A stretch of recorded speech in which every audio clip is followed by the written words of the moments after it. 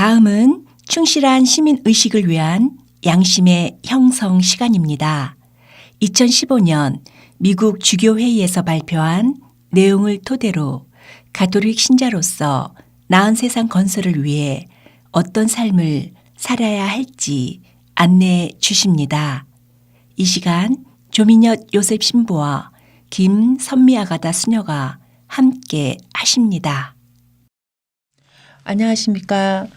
오늘날 이 땅에서 책임 있는 그리스도인으로서 어떻게 살아가야 하는지 고민을 볼 수 있는 시간, 충실한 시민의식을 위한 양심의 형성에 가톨릭 성서 모임의 김선미 아가다 수녀입니다. 시대와 상황이 변한다고 할지라도 변하지 않는 가톨릭 사회의 가르침에 4가지 기본 원리가 있다고 말씀드렸습니다. 그것은 인간 존엄성의 원리, 공동선의 원리, 보조성의 원리, 연대성의 원리가 있다고 말씀드렸었는데요. 이 4가지 가운데서 가장 기본이 되는 중요한 원리가 무엇일까요? 네, 인간 존엄성의 원리입니다. 공동선과 보조성, 연대성의 원리는 이 인간의 존엄성의 이 원리를 실현하기 위한 수단으로서의 원리라고 볼 수 있습니다.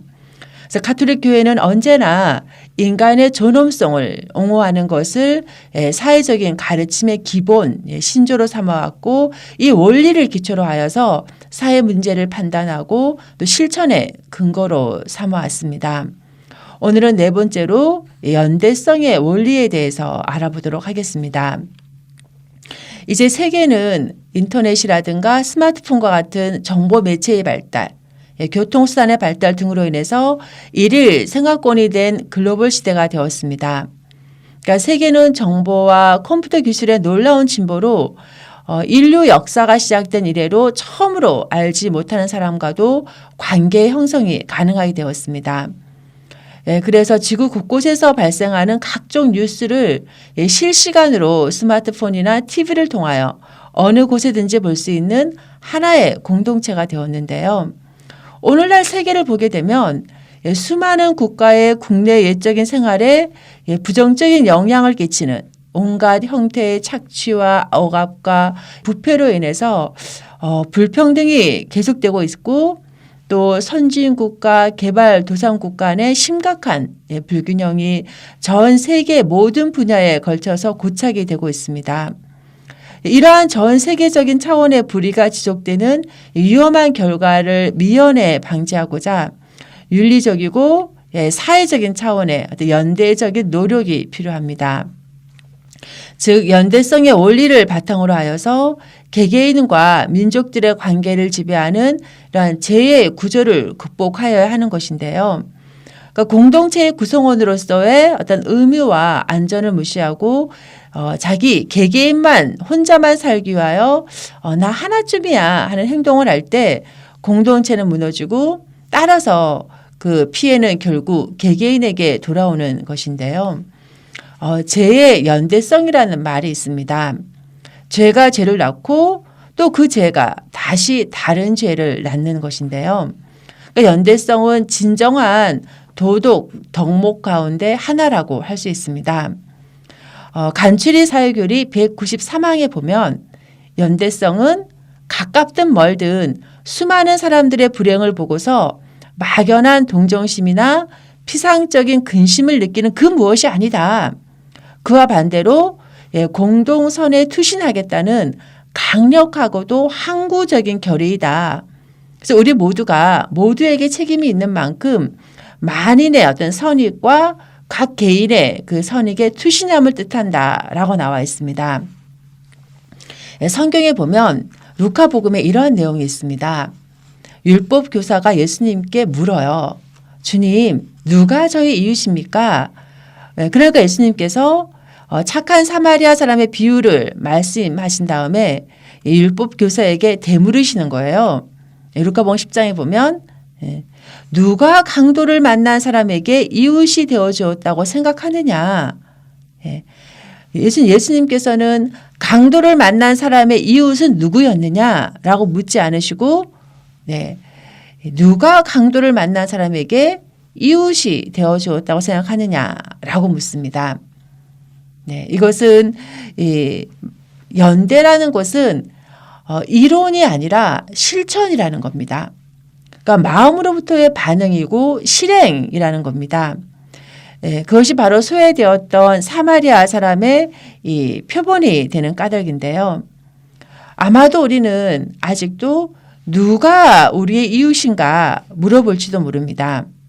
당신은 좋은 사람에게만 이웃이 되겠다고, 혹은 내 가까이에 있는 사람들에게만 이웃이 되겠다고 하는 것은 아니라는 거죠.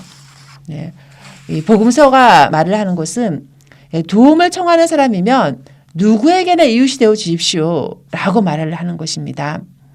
그러니까 이웃이 누구인지를 아는 것이 아니라 누구에게 다가섬으로써 이웃이 되어주는 것, 그것이 우선이라는 겁니다. 그러니까 연대라는 것은 바로 누군가의 이웃이 되어주는 것입니다.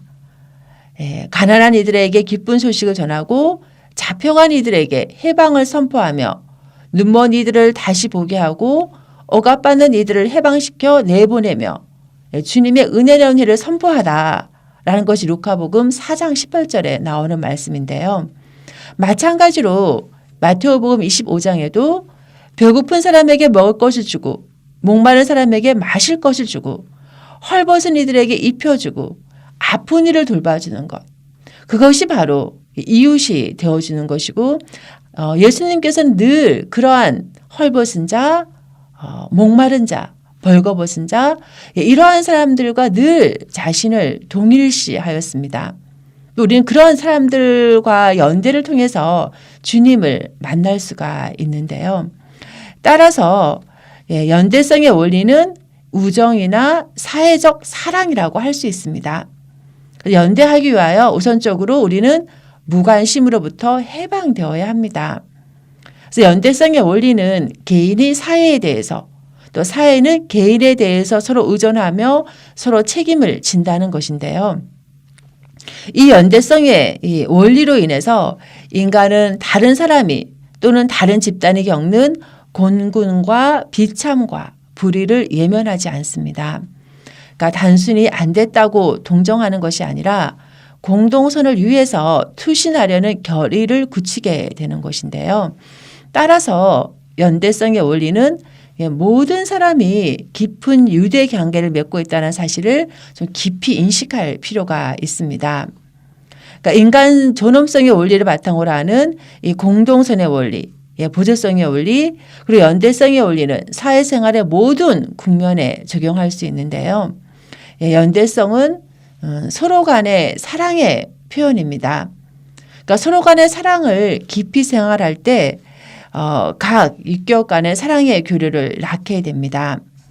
이 교류의 삶 속에서 사랑이 순환되고 또한 영신적이고 물질적인 모든 선도 순환되게 합니다. 이러한 순환 속에서 연대성은 개인들 간에 또 백성들 간에 구체성을 띠게 됩니다.